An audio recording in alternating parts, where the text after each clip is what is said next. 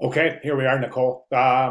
Good job describing your intent. This is fantastic. Sounds like you've been through a few iterations, and that's the name of the game. Absolutely. I like the direction this is going.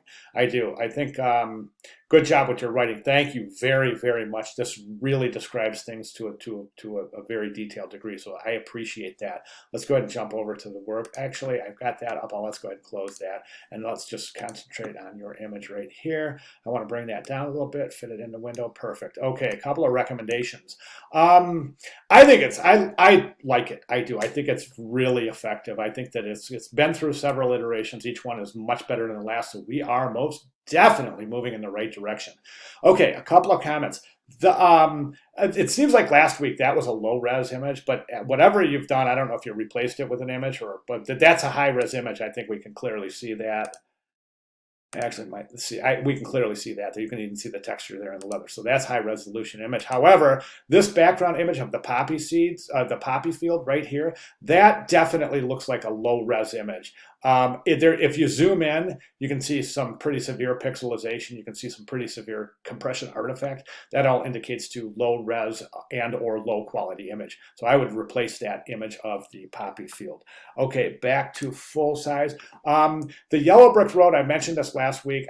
This needs a perspective. Right now it's not quite working out because it doesn't indicate the type of depth that it should. We can really, really emphasize depth in this piece if we get some perspective on this yellow brick road. It could be as easy as selecting this in your composition and selecting the free transform tools, the distort tools, the perspective tools, and really try. What I'm getting at is this. You know perspective, right? So this should go back to 1 point perspective, this road. So in other words, there should be a vanishing point. The distance is far enough that there should be a vanishing point right here somewhere. So the perspective would go like this. The yellow brick road would come out like this, wide like that, and then it would come out like this on this side. It wouldn't be this wide because it's not indicating depth. See what I'm saying? So try to work some perspective in there, and I guarantee you're gonna love the depth and the volume that it creates in the composition.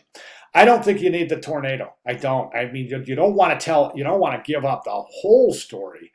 But I think that the tornado is a little bit too much. I think it's distracting, and I don't recommend it. Love this guy, love everything about it.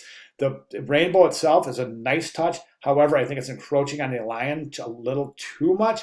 It looks like the lion's been cropped here. That image of the lion, if that image is cropped right there, you should find an image of a lion that is complete, because right now that adds some visual tension that's very uncomfortable. The top of that lion's head is cropped. So take the rainbow, I think, and we want to incorporate the rainbow a little bit with the title type.